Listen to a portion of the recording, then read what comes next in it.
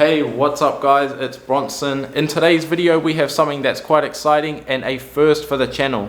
This is going to be an ongoing leg sleeve, and to start it off we have an American Indian styled female portrait. I've also talked to our friends over at Dragonhawk and they've given us a 20% discount code that's valid for the next 7 days. If you do end up missing that code, it's all good. I have a 10% discount code that is always valid with them, and all of those codes and information is in the description of the video down below. But enough of all that, let's get into it.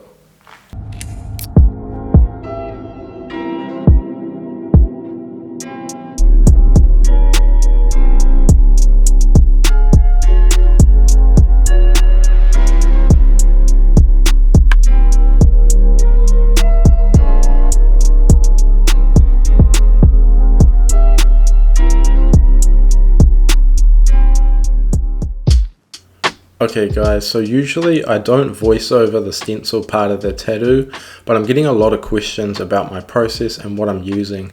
So I'm using a Epson inkjet printer, and I replaced the tones that it has with a stencil product that you can just pour in, and then you achieve these realistic style stencils.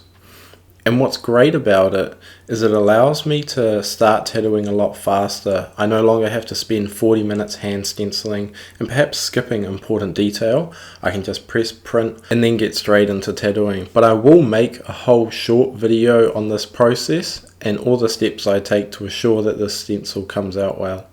But now getting into the tattoo, I am using a 23 mag, which is great for achieving this soft start underneath the chin and really all of my bordering aspects. Like I've talked about before, I really want blurrier details on the outside and a lot of these tighter and nicer shapes on the inside. So the 23 soft edge mag is a great way to naturally achieve that without having to do any crazy techniques. You can really just let the needle do its job. And also, like I always say, I really like to start off my tattoo sessions with one of my largest needles that I have to really push for a productive tattoo session. It kind of stops your brain from thinking in these small shapes and getting lost and spending an hour in an area that isn't really a priority or doesn't hold any major information for the tattoo. So now that I've mapped in that important area of the bottom of the jaw, I can go down and start working on this here, and it's something that really isn't that important as much as the jawline there. So I did map that in softly, and the soft edge mag is perfect for creating that nice natural soft curve that the bottom of the jaw has. It's not really a hard line. The bottom of the jaw isn't a 90-degree angle, so I try not to use a liner in that area. So once I've mapped that form in, I'm able to start focusing on the shadow that's under the jaw and these shapes of the hair as well. So just making sure that that's really nicely packed. And another good thing about the 23 mag is it's really hard to overwork something. With the larger mags, you have such a big surface area with the needle. There's really too much resistance there for the needle to go too deep. So I do hang it out quite a bit, and I find that it's perfectly at the right depth for packing without having to think too much. And still just using that black tone, mapping in these basic forms of the hair and down from that shadow. And you'll notice I still haven't changed needles. So like I was talking about before, this isn't an important area. Although it holds a lot of depth and tone to help make that portrait pop, the actual form and the strokes of hair, so it would make no sense for me to be really spending a lot of time here when there's so much other work to be done later on in this portrait. It's great that I'm able to use this one needle to do all of this, and then that's taking a step out as well. I no longer have to think what needle's best for that area. I've told myself that this isn't an important area and holds no major forms to the portrait. And now that I've got a large part of the black done in this area, I'm able to step down to my next value, which is my dark tone. So I'm starting to get that out of my shadows now and saturate this lower portion of the tattoo. And trying to really focus on smashing out this lower section, doing the right side and the left with that same value, and needle, and then just move down my values until I'm at my lightest tone, and then that will be this area complete. And you'll see I'm working through the areas where I had the black as well. So some places that black was solidly packed, and other places it was whipped out, or perhaps just a light pass. And then my next step will be getting that lower value and working into that and making sure that that area is saturated properly. So now we're starting the portrait, and I'm just mapping in some of the hair and making sure that all that important information is there, because the hair that's going over the face holds a lot more information and a higher priority with the stencil than that value behind it does. I'm able to grid off points where that hair is. So just starting to lightly saturate that in and just get some basic form mapping done. This is with quite a light tone and still that large mag. And my hang is out quite far, but you can see that these are really just light pendulum-like passes over the skin to achieve that soft kind of edgeless look.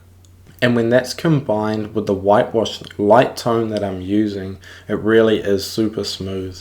And also using the mag to kind of get those lines in from the hair, but also staying in the small area. I don't want to go and just bomb that line all the way up to the top of the head, just to protect my stencil a little bit, and only focusing on the small area of my reference, so I'm obtaining more knowledge from that small section, rather than trying to make big decisions and rushing things. I'm really able to focus on a small square of my stencil and kind of tick that off. I'll get my basic mapping done first, and then I'll start refining things later in the tattoo. And you can always drop back down to do more work as well. So there's no rush to make huge decisions with your tattoo and step up so far through your stencil, especially with realism. Obviously other styles that doesn't really apply. But you can see I'm still just using the 23 mag because I'm not in these important tight detail areas. And having such harsh detail or sharp detail in contrast would be quite distracting on the viewer of the tattoo, because I want all that tight detail around the portrait, letting the viewer know that that's the important area to look. If I'm using this mag on the outside, all the shapes it's creating are rounder and softer than would be created with a liner. And with that, also a heavier level of saturation. So I only really want negative space in important areas, because that negative space is so eye-catching, as opposed to something that's really heavily saturated with not a lot of value difference or contrast in between. So now starting the lips, as it's more of an important area, we've stepped down in a needle size to a 13 round mag. It's a higher priority area, so we're getting smaller, sharper and more detailed. Not only that, but also the shape is a smaller shape, so this needle's going to fit in there a lot nicer. So started off just mapping that with a light tone, and you can see now we're using some blacks and dark tones. And here, using the mag to scratch in and line the black of the lip, it's another area that's really round the lips, so I don't like getting a liner in there and creating such a harsh form. If I do put sharpness into the lips, I find that it's better to leave that sharpness to your lighter values, and especially your white highlights. Having sharp white highlights over the soft, rounder looking surface of the lip looks a lot better than overused black, and especially smaller needle groupings that are going to create much harsher angles and forms. And still using the 13 round mag here, starting to get some of the detail and these lines in the lip. And just remember that you're in control of this detail and how fast you want things to happen. So I'm only slowly kind of building these details up and carving these shapes out before moving on with the 23 round mag again and starting to get my saturation levels right and creating where I want my negative space to sit. So with this lighter value is where I like to make a lot of my decisions, getting in some of these small shapes, and it's really great for these mapping stages. Nothing's too permanent and this needle is super soft. Now this needle, you might notice, is different to the quadrant 23 round mag that I was using before. This is a metrics 23 round mag, and I've found that these needles are so smooth, so it's great for portraits and these areas of softly and really solidly saturating, but sometimes they're a little bit too soft for how much I like to use a mag. But it is a great tool to have for these female portraits where you want these large, smooth areas. And I'm not sponsored by them or any of that. I purchase all the products. And yeah, I found it's a great tool to have two different 23 round mags out. And then I was quite shocked at the difference that they could really achieve. This is just such a smooth needle. I just couldn't see myself only using these mags. The same with their 13s. They're so smooth, which is great, but I like to really overuse the mags and create some sharper forms with it, and I find that I really can't with the metrics needles. But in saying that, one needle really can't do everything. You can't really have something that's so smooth and then expect to be able to line with it like I can with the quadrants and stuff like that. But just getting back into the tattoo, you could see earlier I was working on the corner of the lip, and that to me is such an important area of the lip where it kind of folds into the cheeks there and the lip ends. I really like to create a small, I guess, dimple where that lip does fold. And now that we've done so much mapping of the lip now, I'm starting to get a little bit more locked in and permanent. I'm getting to a slightly darker value, and this is that area I was talking about just here. Just softly pushing that lip out a little bit and starting to create that top value above there as well. Just getting that saturation all right in this lower section, and the cheek again with a slightly darker tone, just packing into that shadow, making sure that that's really solid. And with this whitewash, you're really able to pack in these values rather than trying to lightly dust something. Packing with this whitewash just makes that heel that much more solid. And here on the lip, just slowly getting that vertical nice lines in the lip, letting the needle do the work rather than overthinking about the form or the texture that's there. It's always better if you can just pick the right needle for the right texture and just let that needle do its job rather than overthinking a texture. And I guess some basic questions you can ask yourself if you are having trouble making these decisions on what needle to use is, how important is this area? Is it a major or a minor aspect? Or is it just off to the side in the background? So your background isn't a high priority. You don't want to spend a lot of time. You want to really cover a lot of ground fast. So these larger mags are great for that. And then if it's something that's more center to the piece, then you would be more inclined to use things like smaller liners. But then depending again on the texture that you want to achieve. So even though I'm quite center and in a really important area of this portrait, I want to create soft values and soft forms. Just being a female portrait, if it was a beard or a male portrait, I might want something a little bit grainier, perhaps like a really fast hand speed with a liner. Getting some of these gravelly like textures really helps to set the mood for the tattoo. And I guess to quickly kind of close this little topic on the needle selection, just remember that it's really important to have your contrast, so not only in values and forms, but you also want your sharpness levels different.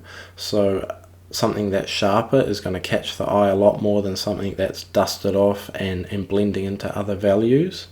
And the smaller needles will always give you that sharper look. So that's just something to think about there. And now for the nose of the tattoo, like I always do, mapping in with these lighter tones, even in areas where it's black, just so that nothing's a final decision yet. I'm really able to look back and make sure that everything's going well. And also just being able to use that one value to map a whole area really helps speed the process up and just get a little bit more confident in the whole process, rather than going in where it's black first and then I've kind of rubbed out some of these lighter areas. If I can just map everything with that one value and then start stepping down into my darker values and almost doing my blacks last, I find is a great way to really not be overthinking anything and have a lot of confidence in the actions that I'm making. So now, like we just talked about, I'm starting to get in my darker values and really saturating these shadow areas. And like I said, these softer mags are really great for packing. Especially in this area to the left side of the portrait, that's the darker side, so the shadows are kind of softly sweeping into that overall saturation that's sitting on the darker side of the portrait. And that's how this mag wants to work. It is extremely soft. So I don't have to put any thought or technique into creating that soft form. Now just starting to map in the paint that's running across of the bridge of her nose there, but something happened to the footage. On my camera that I have, which is the Canon M50, I can only record for half an hour at a time. So I'm guessing that maybe that time overlapped there, but now is the perfect time for all you haters to kind of jump in and expose me for cheating and say that some other artist stepped in to do the paint across the face there. Anyway, enough of all that. Back into the tattoo. So getting in these darker values into that area. Now that it was all mapped in by the other artist, I'm able to make these more permanent decisions there. I've got that form there, and I can really decide how much of that paint stroke I want to create and where I want these darker values to sit. Still being a soft aspect, I want to use my mags. And as you can see here, they really do offer so much versatility in what you're able to do with them. Creating this softer edge here, and then creating a smaller, sharper, fine line here. Just bringing a little bit of contrast and something different to this paint stroke. Having some of it just like some smaller, sharper hits on the whole form, which is sitting really smooth. Just brings something a little bit interesting and something a little bit different there, rather than just magging across the same value right across there is boring. So always trying to put a little bit of extra thought into these small and what might seem like minor aspects of the tattoo, but it's these little touches sometimes that can become your favorite area out of the whole portrait. So now I know that I'm about to step onto the right eye, so I'm making some of these kind of mapping in decisions on the left and finalizing some of the saturation, mapping in the bridge here of the nose, because I know I'm going to be working quite close to that. I don't want to be rubbing out that area, and that's a really important shadow that sits on the portrait as well. So now just using my kind of lighter tone with this mag and slowly mapping in all these shapes. Some sharper than others, but I'm able to make all of those decisions with the 13 round mag. Softly starting off these eyelashes, just where it's kind of sitting on the edge there. I don't want it to be too harsh. And the same with the start of this eyelid and all these really important and really cool forms that sit as part of the eye. Lining in this piece of hair, and even where it's black, I'm still just using this light tone and just softly marking in here. You can see this is a round shape, but I'm still able to kind of map in and line that in slowly with my mag.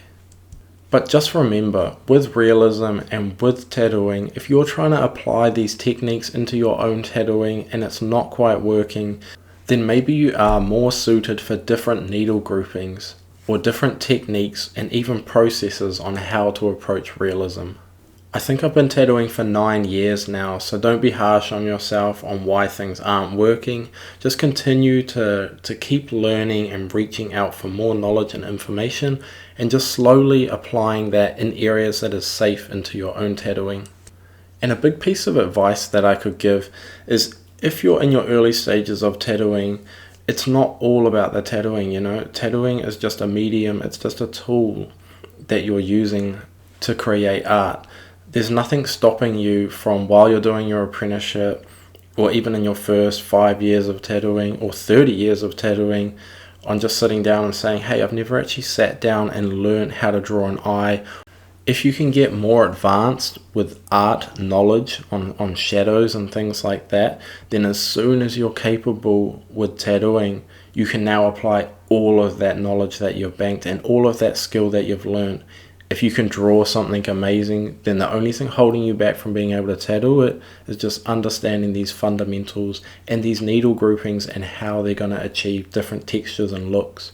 Once you have that knowledge, you can just start applying that freely and being able to create something that's now standing par with your drawing or painting capabilities. And that's something that really excites me about you guys who are watching this channel now, is you've already made that decision to say, hey, I want to be better at this or learn something new and improve, you know? Like you've already got the right outlook on how to do things, and you're already searching knowledge in other places. So I think like, man, like the rest is up to you, you know? Take this knowledge, keep digging everywhere, and you can just achieve whatever you want, you know? But now back to the tattoo. So we are starting to finalize some of our blacks in the eye now that everything's all been mapped out, and really making sure that the black areas of this eye are super saturated and packed well, like we talked about just then, making sure that the fundamentals are solid. So packing this black really well, because I need that contrast to help saturate next to these other tones. Otherwise the eye will just get lost, especially you'll see later in the tattoo. I plan on saturating this quite a lot. Just doing the eyebrows here, again with the mag, mapping in from the dark where it's starting, and then where it's getting into these lighter tones, more of these softer individual hairs. And again, just packing that black in nice. And while I'm working with that dark or black value, I know that it sits to the right side and in this hair, so I'm able to just continue that same chain of thought of these dark and the shadows and applying it, starting to work up and to the right and working out of my black. I've finalized it in the pupil and in the eye a little bit, so now I can start focusing on these other areas and thinking like, what is the black doing? Is it a little bit softer in this area, or is it all really harsh? You can see to the left of the pupil there, I have that shadow really harsh at the top and then softer where it's kind of folding onto the eye, and because the eye is such a circular shape. Now working into my lighter values and starting to saturate again just out from that aspect that I've finalized. And I really find that process so great. So just mapping in a little bit and then start finalizing, getting my values right. Then I can put my permanent black in and then just start saturating out from this form that I've made. I've already scratched in enough information outside of the area where I'm focusing on finishing, so I don't have to worry about my stencil. I can really focus on the one task at hand. And I'm doing this again with my softest mag, which is the Metrix 23 curved mag. So these shadows are really soft, especially the shadow that sits under the eye. You don't want to make it too harsh. And that's something that I've talked about before in some of my other videos. Sometimes you'll look at your reference and you'll see there's a line there or a shadow, and you'll focus on that knowledge a little bit too much. So just when you're working on the female portraits, you want to understand, you're wanting all these shapes to be nice and smooth. It's a really easy mistake to do because you're thinking about the reference so much, trying to capture all the detail, and sometimes you just magnify that area that you've just stared at in your reference with the shadow. Maybe you've just done it too dark because you've really just focused on that area. And now starting to get more of these blacks in now that the eye is nicely saturated, and also starting these little eyelashes off with my round liner. This is a 7 round liner by WJX. And then starting off this left eye with that exact same process, just lightly mapping in all the information that I need from my stencil, but also thinking about what's going on with these shadows. You can see here I'm softly working out with that mag, flicking it in the direction of the eye, so it's softly going over that form. And being right-handed, I want to work starting in an area from the right to the left, so I'm never really rubbing over my stencil too much. If you're left-handed, you know, just reverse that. And do be careful with these 13 round mags as well. So you can create something a little bit too harsh easily with them, you know. With these smaller needle groupings, they will want to create a harsher edge than something larger with more needles is going to create more resistance on the skin. So in saying that, it just gets worse working down as well. You know, if you use a 7 round mag, there's no resistance there, so it is going to want to create something quite harsh if you're not careful with it. And now you'll see something a little bit different to the other eye. Using a liner here to get that black in. Now this side of the face is the dark side of the portrait, so there's going to be darker values saturating right up next to that eye. So I still need it to stand out and do every step I can to make it stand out. So using that liner is just going to help get that black a little bit more solid on that kind of iris area of the eye. And just lining in this top part where the lion's going to be for the next session. And once that stencil is kind of locked in with that outline, I can go back to focusing on the eye, working in these dark shadows, and starting this eyebrow as well. This side's a little bit more complicated. There was a few more strands of hair coming over that eyebrow, so the process was a little bit slower, but still with the knowledge that I have with the mag, I was just able to stay using that needle and pass through that area. And you can see here the mag's great for getting in these like shapes of the hair. Just using it to chop down, it's like kind of starts off wide in that shadow and then starts to work down. You can see how my mag is angled. I'm just letting the mag do that work by just dragging it on that angle. And some of these sharper lines again with the same needle, just chopping that down. And then where it gets to this part of the eye, I want it to be a little bit lighter. And if you have a little bit of hang on your needle, you also have a little bit of a variable in your value that you're using as well. So if you go a little bit deeper in the skin, it's going to pack it a little bit more. And if you're kind of more just brushing fast over an area, then it will appear a little bit lighter. So it's great to have that decision making there for you as well with that same value and needle. And just on that topic of kind of that needle depth in the skin and needle resistance, with the pupils of the eyes and smaller areas, I'd still like to pack them with a round liner or a round shader, just so I know that it's really solid in that area. If you're packing a small, especially circle shape with a mag, you're just going to spend a little bit too much time doing that when a liner fits that job and purpose a little bit better. And since all the steps that I'm taking is no different really from the right eye, we can talk about the machine that I'm running at the moment, which is the Fold Pro. It's a great machine from Dragonhawk. I think I'll drop a full review video on it soon. But since using it now, every artist in the studio is using it. And this machine adapts great to the artist. There's a lot of versatility in the machine. There's 7 different stroke options, I think. So you can go a little bit softer, or you can put it on the 4.2mm stroke and bang in some larger lines, or pack something in super solid.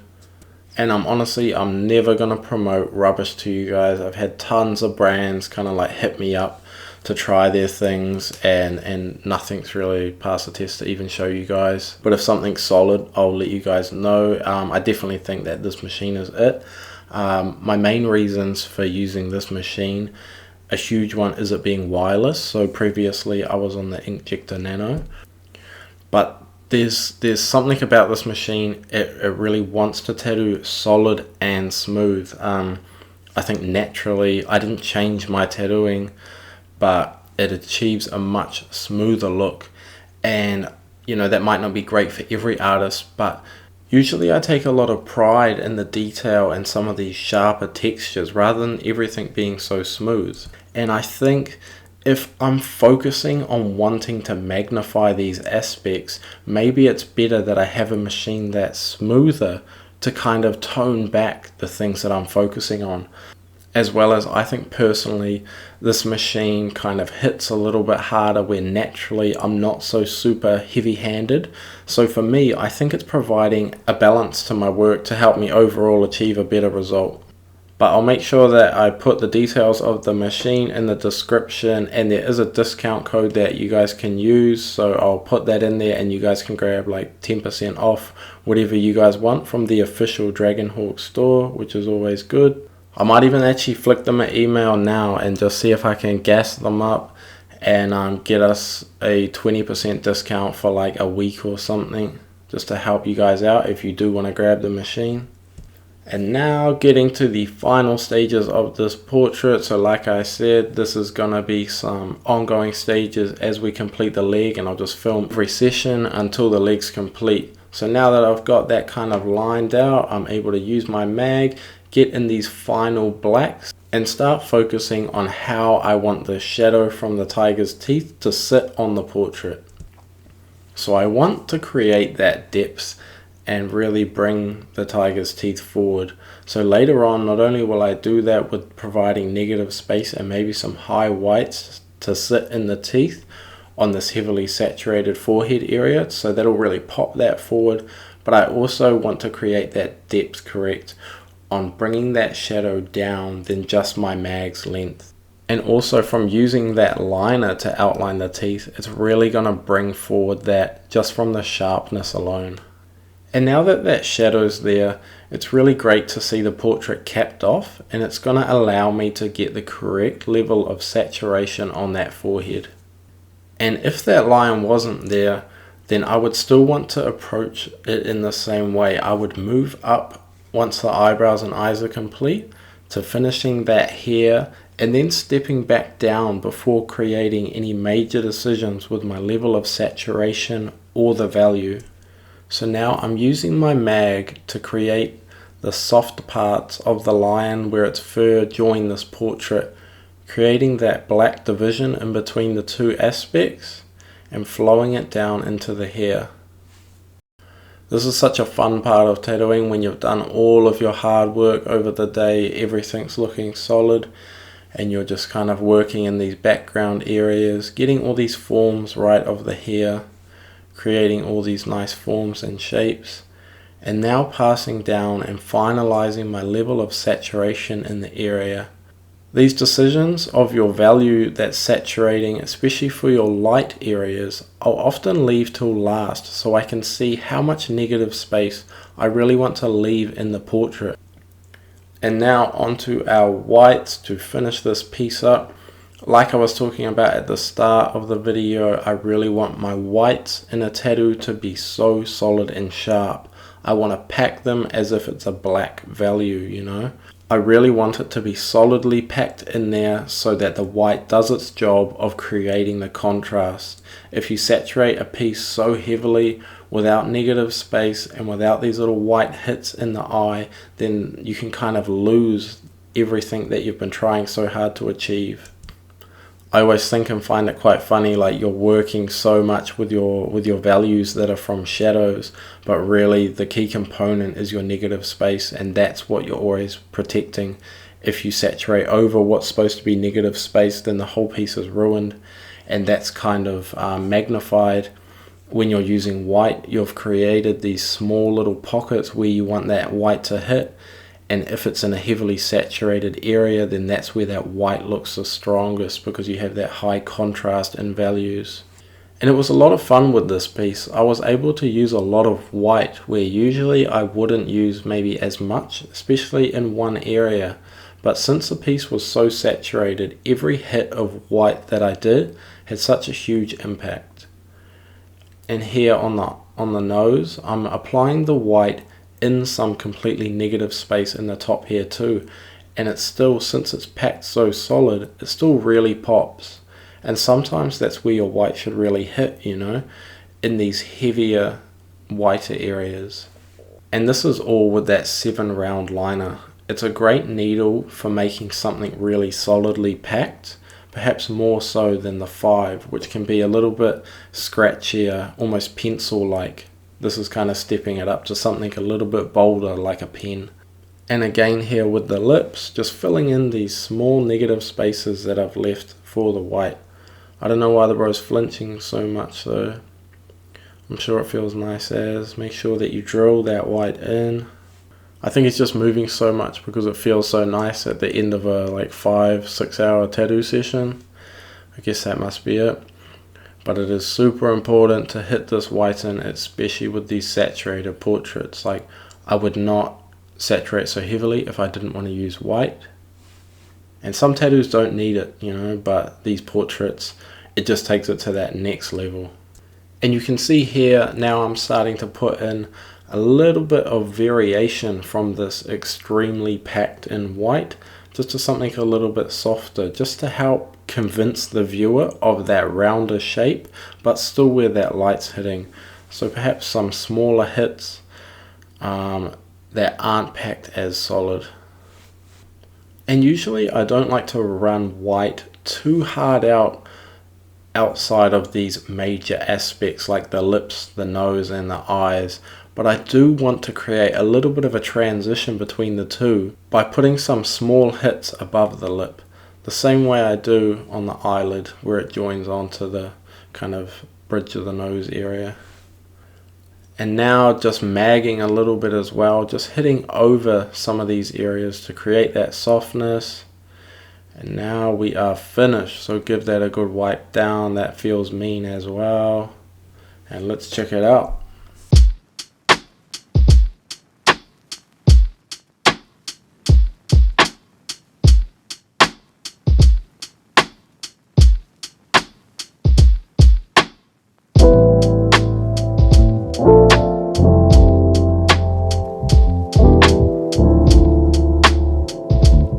Thank you guys for making it to the end of the video. I really appreciate everyone's ongoing support. Make sure that you're subscribed to the channel and that you drop a like and get involved in the comments down below. I'll see you guys in the next video.